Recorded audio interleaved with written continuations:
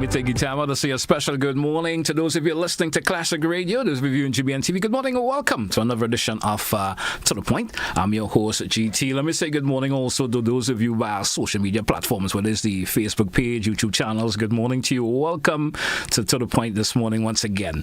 And today my guest will be, we have the coordinators of NaDMA. We have Mr. Terence Walters. Always stumble on your name for some reason. I don't know. And we also have senior information. How do I round off your title? Senior information officer. Senior information officer. That's Miss Ruth Jacob Roberts. All right. Good morning to both of you. How are you doing this morning? Good morning. I am doing well, and good morning to everybody. Yeah. So. Good morning. I was saying off it's one of those Wednesday mornings, eh? Mm-hmm. It's one of those Wednesday mornings. Without adding too much details to it, it's just one of those. It's going to be a good day. And I wouldn't want to add the other days, right? It's going to be a good day. So once again, welcome. Of course, as I mentioned also, we into the hurricane season. Started off on the 1st of June, and it rolls to, is it the end of November? More or less? So that's what we're going to No, NaDMA, as the organization that it is, which is responsible, has the responsibility to mediate, if I could put it in that particular, just in case there's a disaster, any of course emergency that exists around the island. That's where you guys pop in to, of course, offer the assistance that is needed. Where's NaDMA at now? In terms of readiness, in terms for just in case we hear, last year, so we know what the situation was like in Grenada. Where's NaDMA at now? We would. I'll kick off with Mr. Of course Walters. Yes. on that. All right. Thank you very much. Right, and so NaDMA is responsible for preparedness. Across Grenada, Carriacou, Peachy, Martinique. Yeah. All right, preparedness, and then response in the event that something happens. And so the agency, I must say, is always ready. Mm-hmm. I want to make that point that NaDMA, right, as an agency, as an office, as the headquarters, right, because we have the secretariat. NaDMA is always ready to respond. Okay, so there's no need for NaDMA to get into action because something happens. Right. So we're not. Some people ask, how ready is NaDMA? How prepared is NaDMA? We're always prepared to respond. Now, but I guess you will understand why someone will ask that question too, right? Right. Because you see, so some people want to kind of criticize. Okay, but the agency. Maybe suppose, sir, it's not in the critical way of thinking about it. Mm-hmm. Maybe it's not in the critical, but just want to know just in case that an emergency erupts.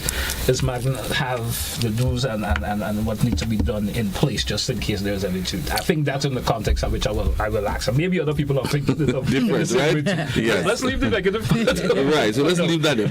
But I'm just making the point that we're always ready to respond. Yes. Okay. The level of prepared readiness also might be different at different times, based on the capacity, right? Yes. But we're always ready to respond. Okay.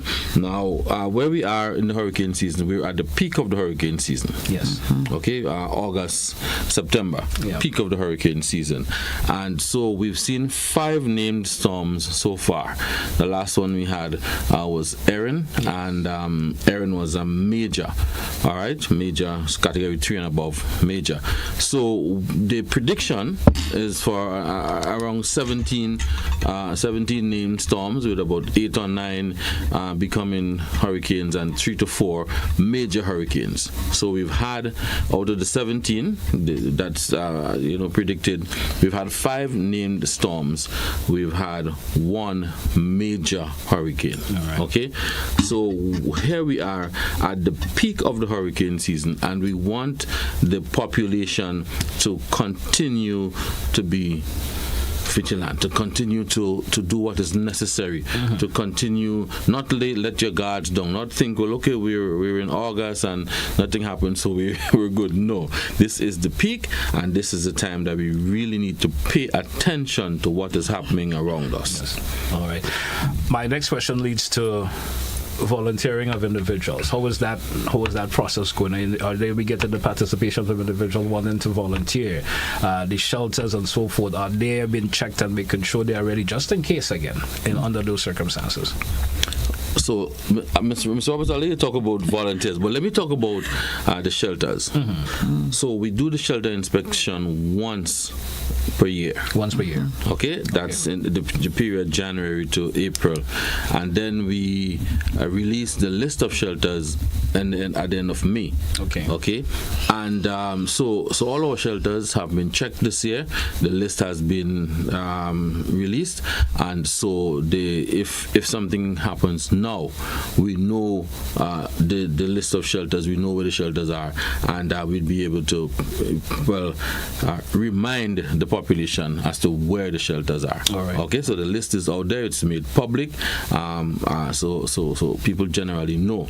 In terms of volunteer, let me ask Ms. Ruth. Let me ask Ms. Ruth to talk a little bit about volunteers. I mean, I want to say before even I talk about the volunteer is that just because June 1st to November 30th is the official Atlantic hurricane season, doesn't mean that we're only thinking about hurricanes. And we want to ensure that the public is aware that we are in a multi-hazard environment. So true. And Dr. Walters will tell you, it was last year when we had quite a number of hazards happening at the same time. Yeah, we had fires and all of these things taking place. We had fire, we had oil spill, we had a number of hazards affecting us. So that is something I really want to emphasize, that regardless of the season, well, we're thinking about hurricanes maybe a little bit more than normal, but we have to be prepared for a comprehensive disaster, right? So just in case, that's how the National Disaster Management Agency thinks about it. And in terms of the structure of NaDMA, we operate primarily by volunteers. So we have a number of districts. We have 17 districts throughout the Grenada, Caricom, Petit Martinique, and they are divided along, let's say, constituency boundaries. Kind of like that. And they're all operational, just in case. Right, and all of the districts have an entire district team. So we are. It's very important that persons within the community where you live, that you find out who your district coordinator is, who the district team is, and also we are going through all the districts. We started even late last year, just kind of making sure all of the committees are in place, all of the elements are important. We've equipped the districts with a number of items, chainsaws, basic items that will be able to allow them to, to function in the interim until more resources come. Also, we've trained a number of first responders so that they can, before, let's say something happened, a mass casualty event or whatever, they can stop the bleed, they can, stabilize the person, they can do that until help arrives. So those are located within the districts as well. So we want to encourage persons, get involved because we need you. Well, it leads me to, you folks being leads, of course, leads within the organization. Are you been getting that volunteer participation as much as you would like to, or you would like to see much more people volunteering their time and so forth? You would like to see much more? Well, of course, we have a number of volunteers. We have all of the events that have happened so far, were responded by our volunteers. So we have a number of persons who are working with us, who have been working with us over the years, and we're really appreciative of their efforts. But of course, all of the elements within the districts are not filled, so we still need a lot more persons coming on board. And we continue to make the clarion call that the person life that you may say may either be yours or some family member. You never know. So if you can get involved, that would be really good. And let me add by saying that I want to just commend the volunteers that have been with NaDMA over the years, because we've seen some dedicated people, some people who have remained. There's one gentleman in the town of St. George, I'm not calling his name, but he knows who he is, right, who has been a volunteer for quite a long time and across the country. So I am encouraging people to volunteer with NaDMA. Now, we do understand that when there is a hazard event, a hurricane, whatever it is, the volunteers are sometimes stretched, because volunteers, their homes, their families, their relatives are impacted also, and they need to attend to their homes, their relatives, and so. But then they would ensure that they dedicate time to the agency, and that I'm thankful for. I remember one lady in Carrick said to me that she didn't go home until 3 days after.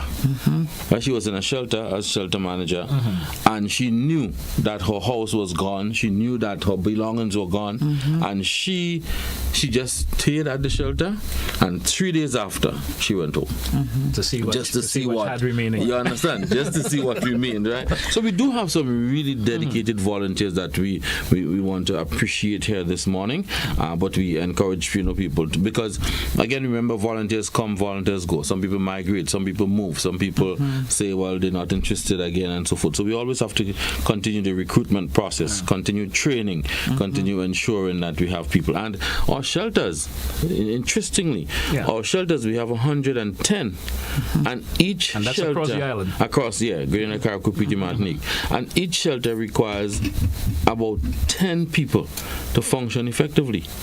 So that's more than 1,000 volunteers needed for shelters only. Okay. So, and we're not talking about the other areas that you need people for. So we do need volunteers continuously, and we encourage people to volunteer with NaDMA. All right.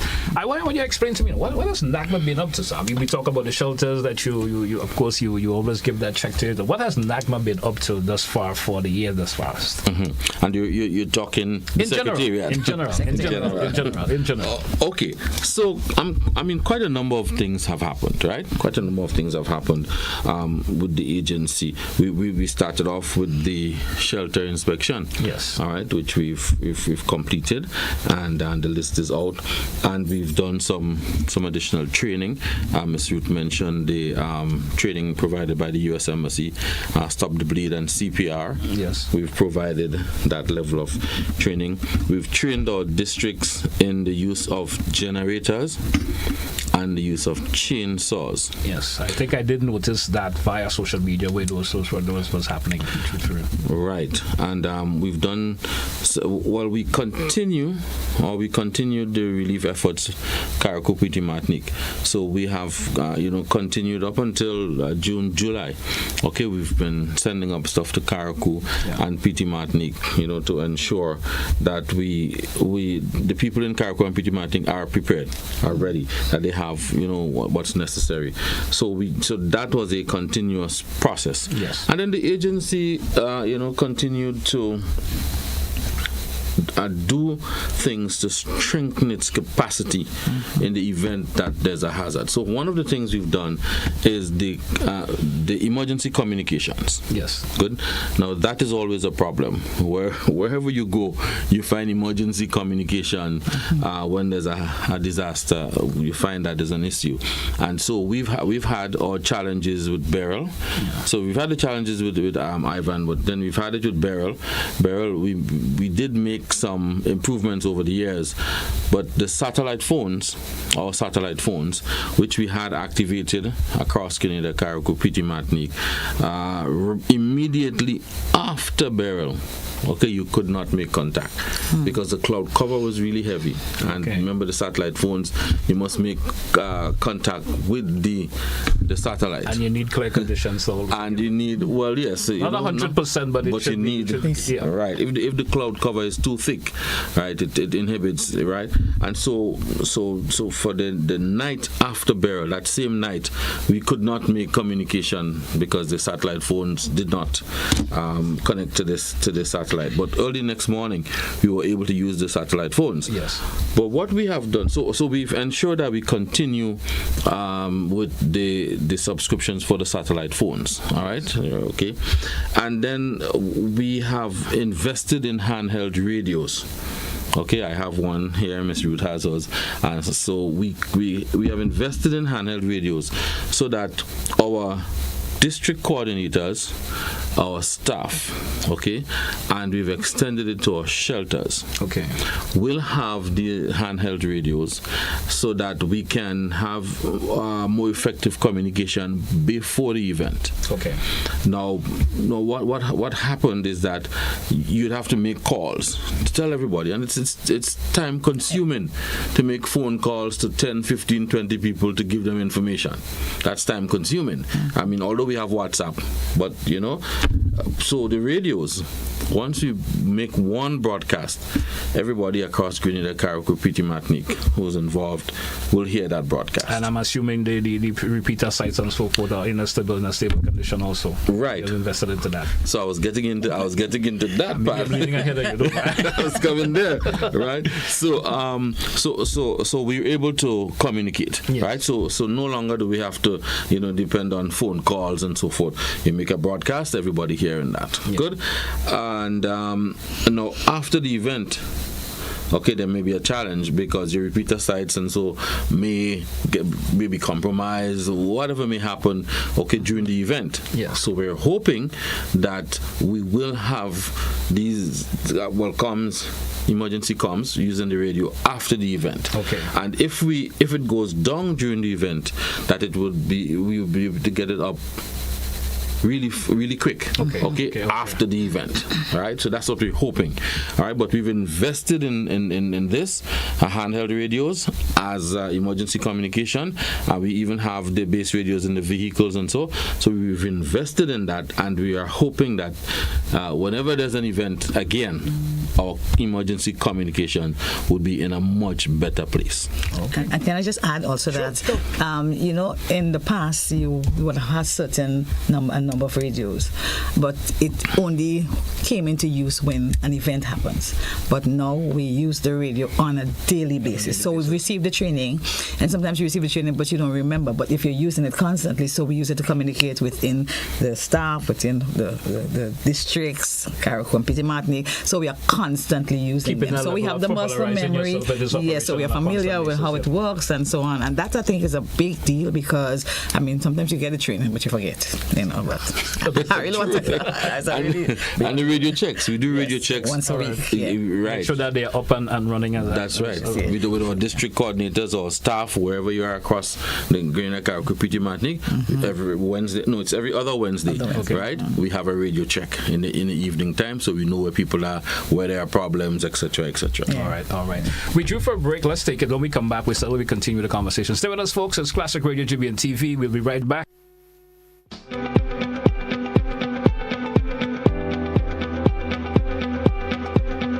Glen Community Partnership Initiative. We are here at TO Square. What we've seen here is a very large outpouring of the various bands playing the traditional mass. And this has been made possible through the kind assistance and contribution of Glen. So on behalf of Spice Mass, we just want to say a very hearty thank you to Glen for this significant contribution. Glen, energizing our community. Are you ready to take charge of your money, build wealth, and protect your family's legacy? Then join us on October 9th, 2025 at Radisson Grenada Beach Resort for your Financial Future 2.0, Legacy, Literacy, and Liberation, a one-day financial summit designed to break cycles, build wealth, and leave a lasting legacy. You'll gain real-life budgeting hacks, a money mindset reboot, steps to create generational wealth, and practical tips on investing, estate planning, insurance, health, and business finance, all from expert speakers who know how to turn knowledge into action.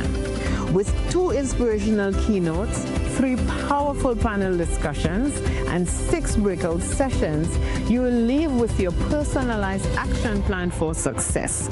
Don't wait. Secure your seat today.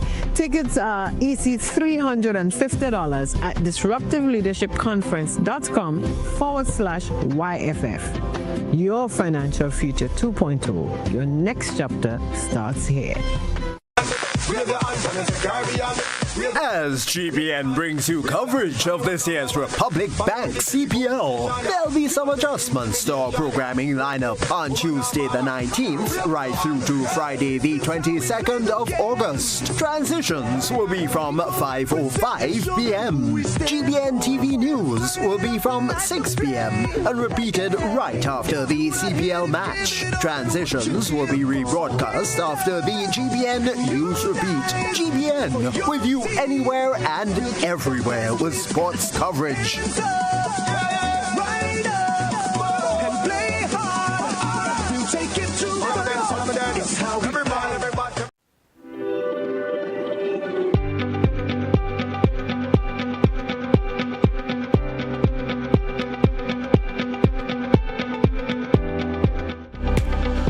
back, listeners. Welcome back, viewers, once again to The Point, Classic Radio, GBN TV. I want to welcome back, of course, Dr. Terence Walters with me this morning. We have Senior Information Officer this moment also. That was Miss Ruth Roberts, Miss Ruth Jacob Roberts. Let me get all your names in once again. I want to spend a little time, preparedness is critical, especially when you're around, are we into this particular season that we're into? You understand? We're into the hurricane season, and folks are to be always make sure that their mindset is in a level of preparedness, because just in case something do occur. What sort of advice would you like to, especially our listeners and viewers out there right now who may be slipping on it for a little bit for some various reasons? We just came with a carnival, their minds are probably on that still. You understand? But preparedness and what folks should always make sure that it's part of their everyday pattern of what they're thinking about doing, a level of preparedness. It may not be for always just the hurricane season, but whatever emergency that may occur, the level of preparedness always, because there's something you could do just to alleviate that extra problem that you may encounter. Talk to us about preparedness and how individuals should be prepared as on a regular basis, despite whatever it may be. Okay, so Mr. Roberts might want to say some stuff, but what I want to focus on here is that preparedness is continuous. It's never a point. It's never a point where you reach.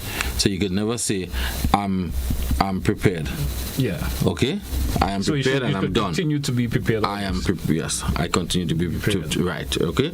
I continue to prepare because you have to always check, always make sure this, make sure this is working, make sure that is working. Your generator, you want to check to make sure it's that kind of thing. So it is continuous. It's a form of preparedness, making sure that all these other things that you need to have done is always in that working order and so forth. That's right. So you never reach a point. You never reach a point and say, okay, that's it. I'm prepared. No, right? You always, it is continuous. Every day you get up, you check around, you do different things. So people have to continue to be prepared, or continue to ensure that they do what is necessary. Okay, so that their household, their family, can be prepared for any event that may occur. Okay. Now some people tend to let their guards down at certain times, like over the carnival. You let your guards down. You have some big festivity coming up, you let your guards down. And that we're trying to prevent. Always think safety, always think preparedness, always think, what will I do? So you're having an event somewhere, okay? What safety measures are in place in case there's a stampede, in case there's some collapse? So do you have measures in place to ensure that people are safe? So it's a culture of safety that we have to build. That culture of safety, and we have to continue to be prepared to do things so that our homes, trim the trees, trim the branches that can impact on your house, clean the guttering, okay, clean your drains. It's not just in May you do that and then you forget it for the rest of the year. Okay, you do that at all times. So and so, for example, like having your family disaster kit, yes, water and food and things like that, your first aid kit, your emergency radio and all that. All those are things that you're supposed to do year round, because we can have an earthquake occurring in January. Yeah. So you can't say, well, we're not in hurricane season. No, right? You have anything happen at any time, so you should be prepared year round. That's I the agree. point I want to make here. There's also an option of replenishing things always. Yes. Things become expired and so forth. Replenish it and when you need to. I'm not saying you're going to do it every month, but make sure that these things are always to the standard and it's supposed to be just in case you need it to. Yeah, man. I think this particular interview is part of a campaign that we are currently undertaking, the Readiness is Resilience series, because one of the things that is really important about any event, however it affects you, is your ability to recover in the shortest possible time. Whether you're individual, family, whether you're business, we talk about business continuity. So anything can happen within the context of your business, a fire, a flood, or something. How quickly are you able to recover, start your business again, will determine how prepared you are. Yeah. So that is important. So we believe that the more prepared you are, the more ready you are, the more easy it will be for you to get back up and running. So one of the things that we encourage persons to do is to have a family disaster plan. And that is important for the entire family to come together to talk about, okay, maybe evacuation route. Well, what if something happened? Where are we going to go? How am I getting out of the house? Who am I going to pass back to front door, depending on what happened? And the children are also involved. Also, have a supplies kit. You have medication, you have baby formula, you have, just like a kind of 3-day kit, something you can just grab and go. So you have, if you're going to go to the shelter, you have at least food and water for at least 3 days, right? Because most people, we have over 100 shelters, but we have 100 and something thousand people.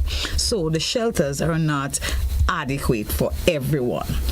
What we encourage, however, is that persons think about their home as their first shelter. Yes. So when you're building, if you're renovating, secure a place where you can go just in case something happens. The family can be secure there. So that is the first order of business.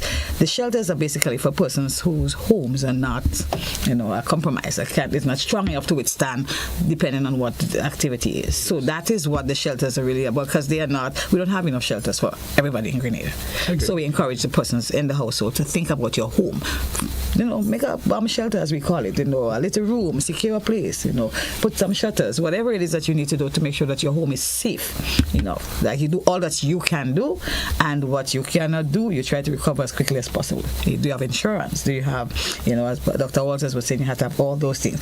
And one important thing is a family communication plan. Yes. And that is for both normal times and disaster situations. So if the child took the wrong bus, and if the child didn't, end up lost, as you say, does that child know your phone number? Who to call? Is somebody within the home? You can't get mommy. Who else should I call? Little things. So it's that this culture of safety is something that's important. If someone falls, maybe you can, do a course in CPR, whatever, so that at least you can do something until help arrives. So that is the kind of ideas. We don't want persons to only think about disaster situations, because there are a number of things that are happening on an everyday basis that you still have to be prepared for. So that's very, very important. All right. I want you to maybe re-emphasize the of course, getting individuals when they, just in case there's an emergency that occur or a disaster, get into the shelter. What are those things that individuals should really pay attention to carry? We don't want to carry your entire, pantry in your home or whatever. You want to carry that, but there are basic things that individuals should always have at hand, just in case. And as you said, preparedness plays an important role in that also. You should always have that part of it. Talk to me in relation to that. Okay, so Dr. Walter. Food, clothing, water, right? Food, water. Your medication is very important. And also, we advise person to have some cash, right? Because sometimes ATMs do not work as well. You might have a battery.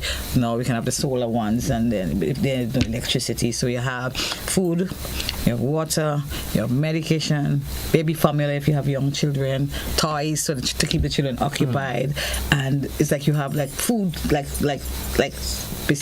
biscuits or whatever it is that you eat, non-perishable items, right? So that you have like at least, because sometimes depending on the nature of the event, like food, the shelter might not have adequate food for within a space of time. So within 3 days, at least you have something to eat. Some people cannot stay long periods without eating, so you prepare yourself for that. If you have elderly persons within your family, you make sure they have their medication, their glasses, whatever things that they need, so that they will have within that short space of time. And also, before you go to the shelter, you have to remember you cannot stay at home and send your children to the shelter. So you cannot send children unsupervised. Yeah, go first. So you have to go. So you can't do that. No. So you have to ensure that there is a responsible adult together with the children. Also, no pets allowed in the shelter. So I'm not how sure how this is going to fit in, but is there a timely manner for individuals to go to a shelter, just in case there's a disaster or something?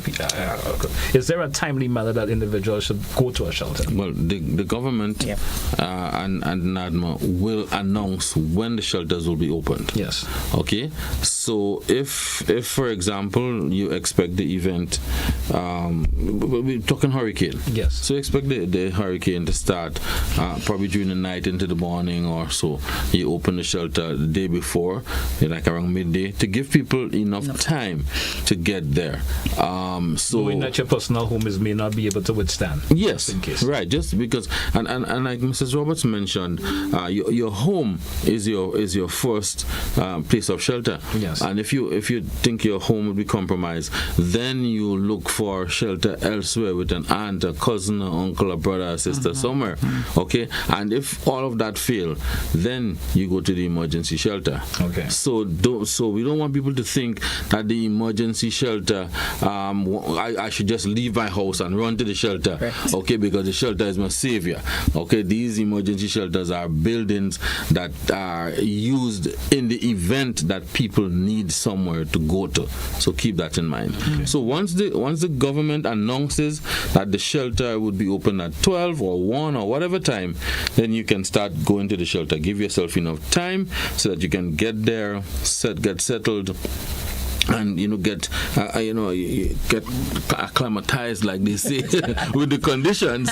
Okay, get yourself settled in. Get yourself settled in appropriately. Yeah. Right? Yeah. So because you don't just want to get there half an hour before the event and then you're not settled and all that. So get there in time. There's 1,000 people ahead of you who needs to get settled in. Thank you. And these people have to be registered and all of that. So give yourself adequate time and get there early. So what persons have to be doing right now is to locate where your closest shelter is. What are the shelters that are closest to where you live? All right. And also to identify possible avenues, possible routes to get there. Yeah. So also you have to let your children know. So in case something happens while a child is out, child at least have an idea of what to do. Also, it's important for persons to understand that the shelters is a temporary like a temporary measure, right? Until so you're not going to carry everything.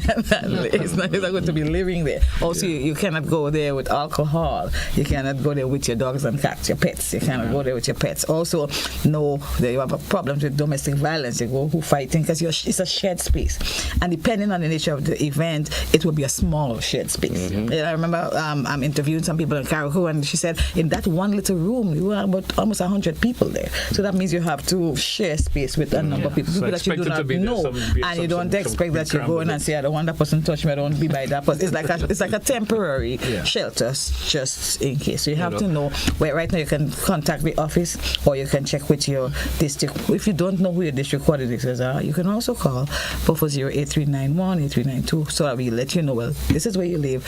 And the shelter list is also available. So if you need a list, we can also email that to you as well. So that's very important. All right.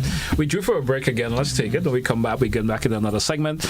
We also will give the option to our listeners and viewers if there are a question or two they may like to ask. Of course, you feel free to do so when we come back also. Stay with us, folks. We'll be right back. Don't touch it out. Looking to refresh your space?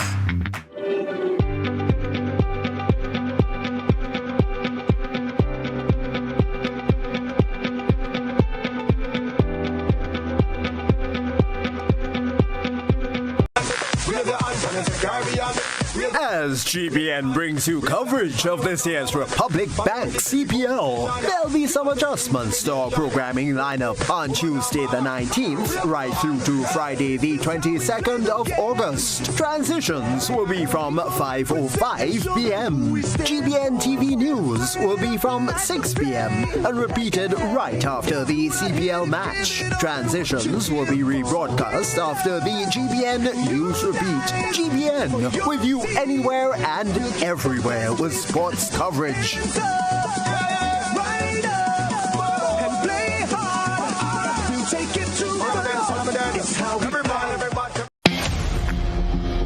Stumps ready? The biggest party in sports is back.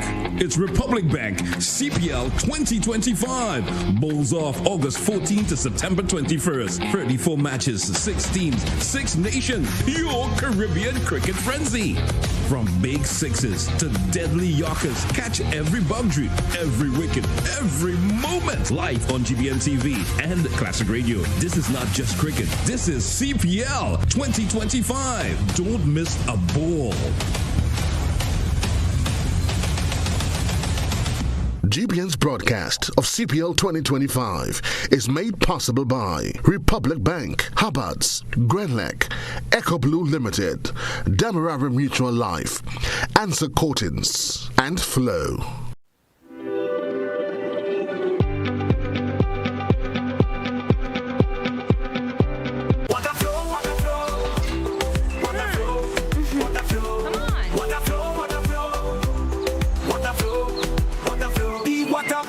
Like a freestyle, the life block flowing mile by mile. It's legacy, a beat that don't stop like Bob Marley said. One love on top. The sewage water out of sight, but it's always wrong. Don't lose the light. From factories and wells so deep, cut mangoes and fish they weep. Bring water for the garden, keep it green.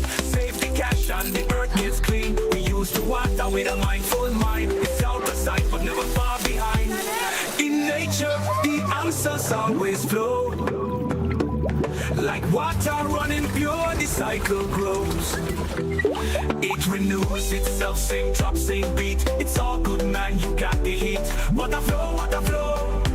No clean water, no vibes we grow. Protect our water, protect our future. Time to go.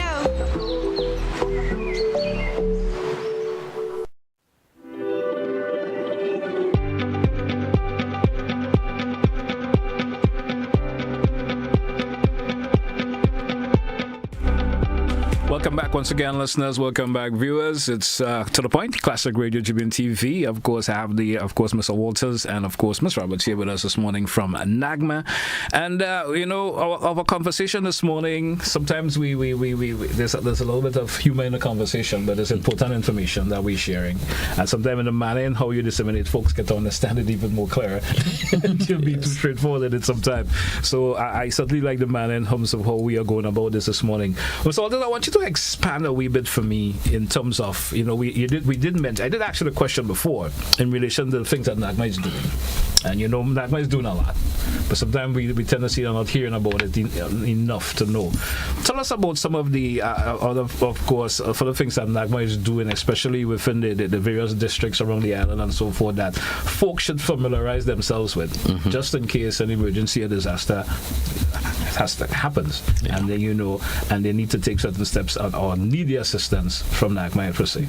Right. So you remember that we got some $5.something million worth of stuff from relief and response items from the Kingdom and Government of Saudi Arabia. Yes. Okay. Yes. So we've used quite a lot of that to decentralize and ensure that we have distributed across the Grenada, Carriacou, and Petite Martinique. Now we've ensured that the chainsaws, so we've received some chainsaws and we've ensured that we have them in the districts, right, at the police stations, and we've even put at the parliamentary offices. So we have used the opportunity to ensure that all 15 parliamentary offices receive some of the equipment, because the parliamentarians do their part, okay, whenever there's an emergency or a disaster, they do their part so that they can assist. So for example, you need a chainsaw somewhere, they have two at their office that they can say, okay, come use this. The district teams have the chainsaws, and the police stations have chainsaws.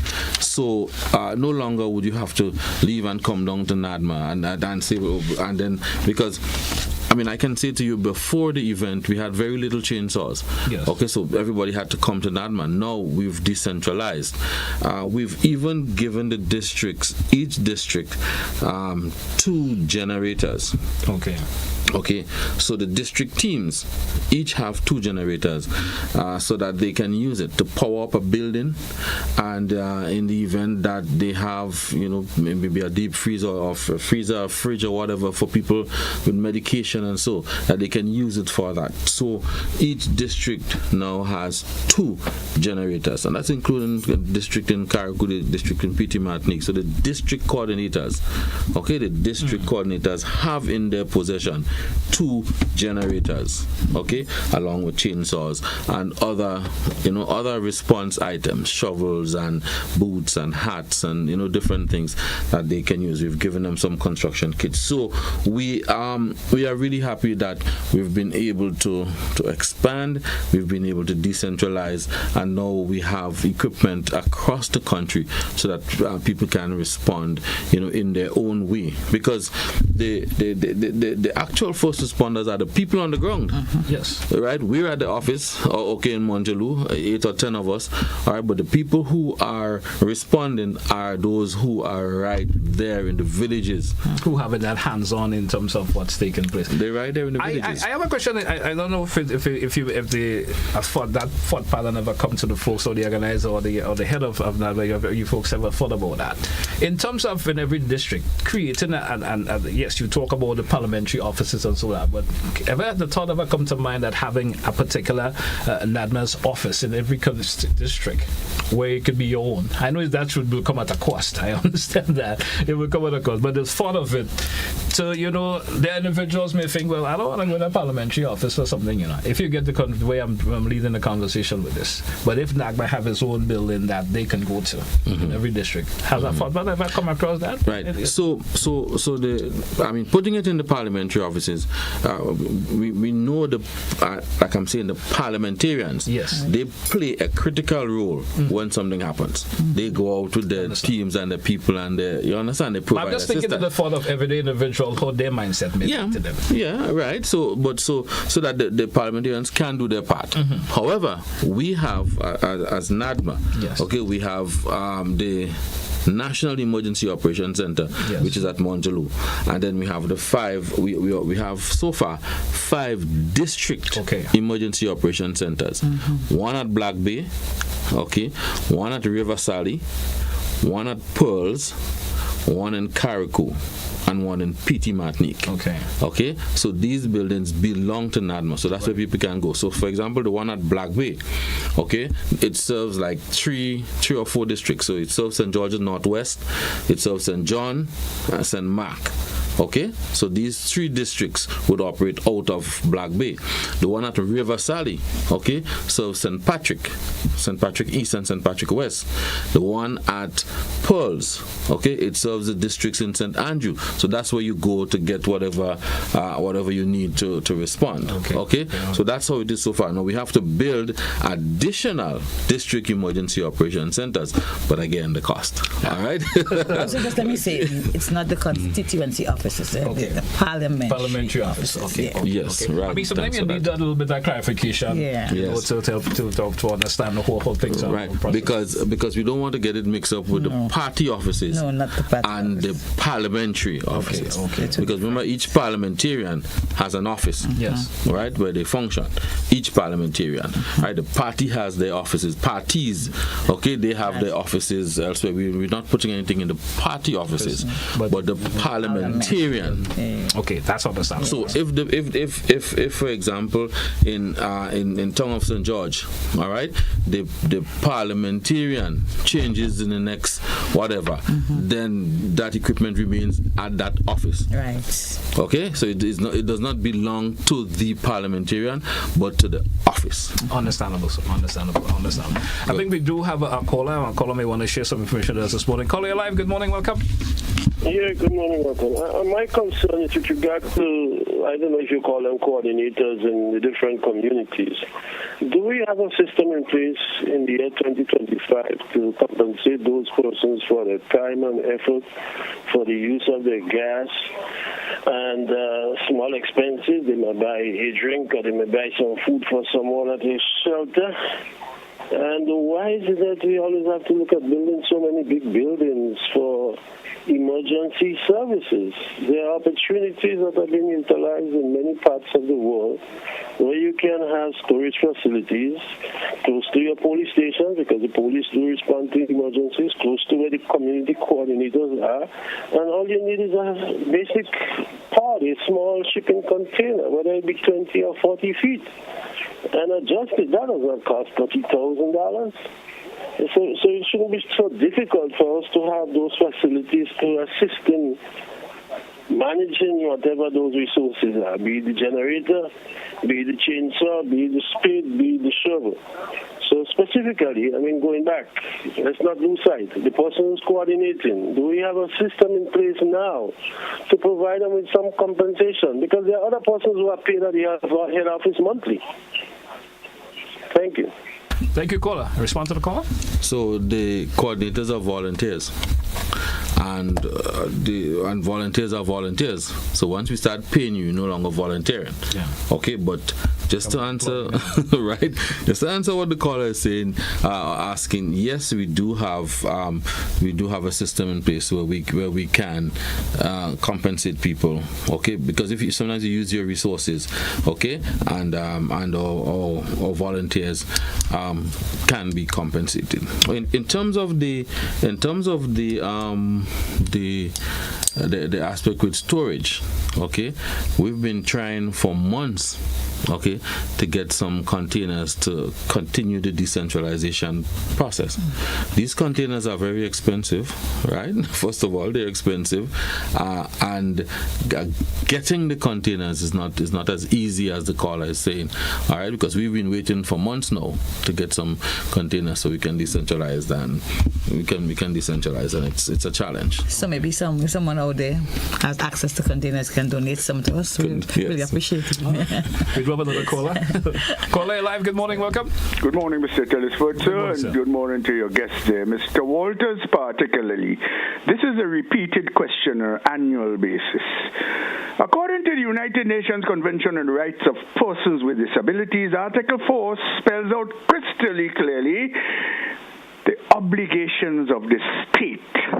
Article 11 refers to risk and humanitarian emergency. In that Article 11 particularly, it spells out similarly crystal clearly that the state shall provide publications of protocols for the population with disabilities in a manner befitting each. For example, if you're blind, you're expected to get it either in Braille or in audio, etc., etc. Question: how far has your organization reached in doing these publications? And if you have done something, can you tell me where I can find a copy, sir? Thank you very much for what it's worth. Do have a nice day, will you? Thank you, caller. Thank you so much. All right, so we have the Grenada Council for the National Council for the Disabled, okay, and the council is taking the lead on that kind of publication, or that kind of whatever has to happen in that regard. Okay, so I thank the caller for that. But what we will continue to do is to make efforts, because with our early warning systems, we understand that we do radio, we do television, we do sign language. You know, we have people do signing and so forth. But there's more that we need to do, because there are other persons who cannot access the information. So again, we have to continue to work with the council to expand as much as possible and as far as possible.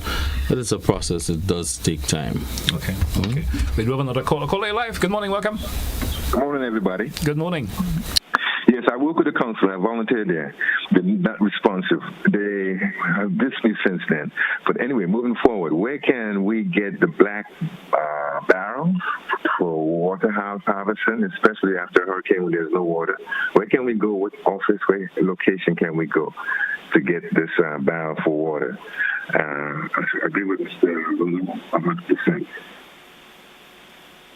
All right, caller, thank you. Somehow we're losing you a wee bit, caller, but I guess you get a drift of what the caller was he's asking about black barrels. Black barrels. I'm wondering if he's talking about the tanks, the water tanks. I think that's what he's because these tanks are being sold by the hardware stores around town. So we do not have anywhere where we give out those tanks or right, make it available freely. Yeah. So I know that they're sold. Okay. We do have another caller. Caller live. Good morning, welcome. Yes, good morning to everybody.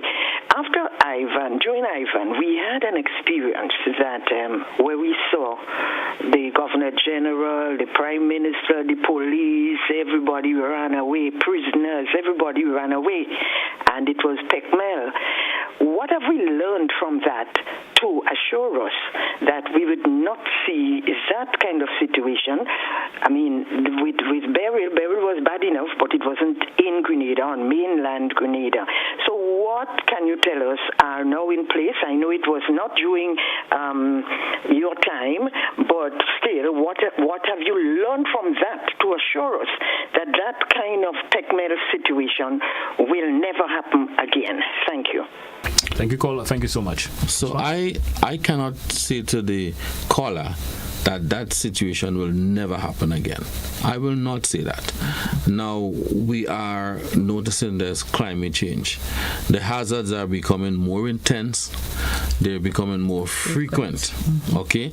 And if we have a hazard that is really intense and affects us really badly, we can still see some chaos. All right, so we have to be prepared for that, because the disaster there's only a disaster when you have significant chaos and breakdown. All right, then you declare we have a disaster on hand.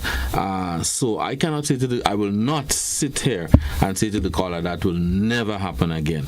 But what has happened is that the government and NaDMA, we've put in place additional security measures, okay, to ensure that before the event, right, these facilities are secure. The Prime Minister, the Governor General, the vehicle, the security detail, the various critical infrastructure, right, these are secured. You have people, going to various vantage points to ensure that they secure certain buildings. So these are some of the measures that are put in place. But to say to you, caller, that what you saw after Ivan will never occur again, I'm sorry, I will not sit here and say that, okay? But we hope it does not happen again. Okay.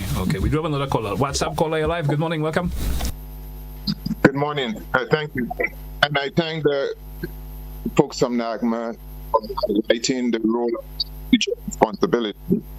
Because too often, we may be of the mind, our expectation may be that the teachers will provide all of our needs. I think it's important that toddlers, babies, and we're able to procure diapers and. Caller, one sec. I'm not sure if you're using a Bluetooth device or so, but we seem to be losing you from time to time. Mm-hmm. So maybe you could rectify that a wee bit. Right. Can you hear me better? Much better. Go right ahead. Yes, I think folks from NaDMA for the role of individuals. I think when we go into a show, we have to be mindful and our expectations have to be that. Caller, for some reason it's difficult to hear you for some reason, because every second or two you seem to be dropping off. So maybe you could try calling us back once again. We do have another caller. Caller live. Good morning. Welcome. Yeah, morning, GT, and morning to your guests. There are two basic issues I want to deal with. One is the missiles that vehicles could become. People who have vehicles and they don't have where to store it is in the open near other people's places, and we have seen that in situation of intense hurricane, these things are lightweight stuff. I mean, are we beginning to discourage people from having vehicles in the open, especially in those situations, or are we going to think about creating centers where people can bring their vehicles and store them during the period of the impending hurricane also? These are things I don't think we give much thought to. And the second point I want to raise is about, I know there's difficulty with volunteers. It's not just in Grenada, but all over the world. I have contended over the years that one of the ways we could deal with that, we must take a community-led development approach. I'm not convinced that we are doing that. So I want to ask the folks there, have you considered, is there any plan to have a community development unit within within NaDMA? Because we could talk all kinds of things on the radio and sound nice and so on, but if there's no work on the ground, real connecting people, the human relation. If you listen to some of the songs we sing and people talking, you can't trust one and all kind of things, there's a high degree of mistrust among people. And I'm not talking politically now. I mean, people are divided by religion, all kind of stuff. We need to find a way that we can get people together so that even we have differences and so on, for whatever reason, we can deal with those things without, becoming conflictual, which it seems to be prevalent in our society today. Thank you. I hope, it makes sense. And thank you, caller. Thank you so much. Thank you so much. Thank you so much. Respond on me. Well, very quickly, the vehicles becoming missiles, it's something that we can't prevent because we do have the vehicles on island, and as it relates to the idea of building a center for people to bring their vehicles, well, thank you for that idea, caller. Okay, thank you for that. But what idea. you can do is to make sure that the missiles around your homes, like if there are things around your home that can become missiles, that you make an effort to take care of it during this time, before the fact. Advance. Yes, and yes, we do have community program officers, and yes, sir, concerning that community department, yes, we do have it, and we're continuing to strengthen that. All right, we have another caller via WhatsApp, which may be our final caller for the morning. Caller, you're live. Good morning, welcome. Yeah, hi, GT. Good morning to you and your guests. Yeah, I just want to find out from your guest. I just want to know from SGT what protocol they have in place for like small islands, like Isla Run and thing. We see the damage with burial nets, everything was lost, and the people got back nothing. So I want to know what protocol they have for a small island like this. Thank you, caller. Thank you very much. Respond to the caller. That is something that has to be discussed at the council level, right? And government will have to will have to give some direction as to how we treat with the people that live on the small islands. Okay, but I can't say that I am aware that there's any protocol in place now. All right, so in terms of compensation and all of that on those small islands. Okay, I just want to read one final comment from someone via the WhatsApp, and I think it relates to shelters. I'm not sure how you're going to foresee this. And they're saying, my dog is part of my family. What should I do with them if I have to go to a shelter? What are my emergency situations options? My dog is my house lab dog, as they're saying. House trained, fully vaccinated, not wild, and is without fleas or fix. He gets routine wellness checks, including blood tests, stool tests, etc. 6 months, probably or more. A lot more than humans, they're saying. So I guess you understand where the individual is coming from. If they have a particular pet as a dog that is well kept, should they leave it at home or not carry it to the shelter? No, you can. I would advise that you probably find someone who can keep your pet for you when you go to the shelter. Yeah. Okay, if you can, find someone maybe who can. They have it caged, those portable cages or something. Yeah, but as it is now, the protocol is no pets allowed in the shelters. All right. Now that, who knows, that may change over time. Okay, and as we go forward and we discuss and new protocols are put in place and so. But based on based on how we are situated now and how it's set up now, no pets are allowed in the shelter. So again, I can just advise you like we talk about the family disaster plan. Before the event, you identify somebody who can take care of your pets while you're gone. You never know, a pet shelter may be set up in Santa. You never know, right? Yes. I mean, and it's not because we do not want or love animals, but because the shelters that are being used are like schools, like churches, like those community centers, those kinds of buildings. So it's just that we do not have the facilities to accommodate enough humans, much less, so that I guess in the future that maybe some they might be might have a business idea or something. Okay, this is a process. This whole issue of disaster management. And that's important, though. It's a process, right? And as we go forward, we have to find ways to deal with the challenges or the various things that come up from time to time. Okay, so as we go and ideas are presented and that could be looked at. That could be looked at. That's right. Of course, Mr. Mr. Walters, Ms. Roberts, anything in closing? One thing I wanted to make sure I note before we leave has to do with communication. Yes. Especially during an event. One of the challenges that we have is that persons may send out information that is not correct. Yes. One of the things that we want to encourage people, we say again, that NaDMA is the official source of all disaster-related information. So in other words, if you need information, we are going to gather the information from whoever based on the event, and once the information gets to us, we're going to. Of course, we are working on means and ways in order to get the information out as quickly as possible. But based on how the structure happens, we have to depend on other entities sometimes in order for us to disseminate. Again, people think that the NaDMA is the people on the hill. The office on the hill is the secretariat. NaDMA is a coordinated agency, so that we have to receive information from Met Office based on the nature of the event. So once information is available, we try to get it out as soon as possible. One of the things that we see, some people might manufacture some information and they will share it. If you receive some information that you're not sure about, more than anything is verify before you share it. That's all we're asking. Because I've seen people send me information, and when I look at it, it looks very legitimate, only to find out that it is actually false. So before you share, verify, so that you will not be sharing information that is incorrect and cause unnecessary panic. For instance, you would share some information that say, "Oh, I see someone in your family die in the road," and then the information is not correct, but you don't know. You share it with a family member, the person falls down and dies of a heart attack. Right? Right? And it's like you become the cause of that person. That is as simple as that. If you receive information before you share with anybody else, please verify. All right.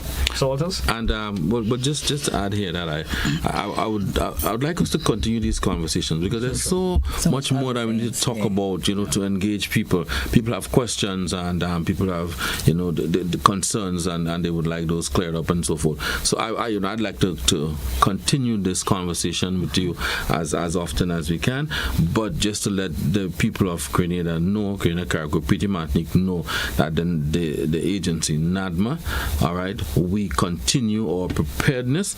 We continue to ensure that we give you the information that you can use it to ensure that you and your family are ready, and we continue to work with our district teams to ensure that we do what is necessary so that we can respond whenever there is a hazard event. Right. And to say, Mr. Walters, the way we act with the agency right now, we are better prepared than we have ever been.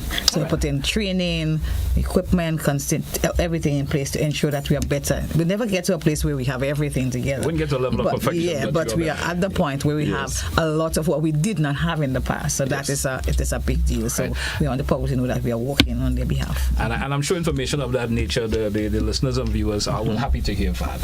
Knowing that NaDMA is in a better place than it's been before. And just in case there's an emergency or a disaster happen to occur, we know that you will be able to handle it better than you did before. Right, definitely. So I want to thank you both once again. Pleasure as always. As Mr. Walters said, feel free anytime it's available to all these other slot available, you can fit in, and we will share some more information to our listener and viewing public. Thanks once again. Thank you, sir. Hey folks, that's where we take a wrap for today's edition of To The Point. I want to thank everyone who listened, participated some way or the other. Join us again for another edition. That's where I say goodbye.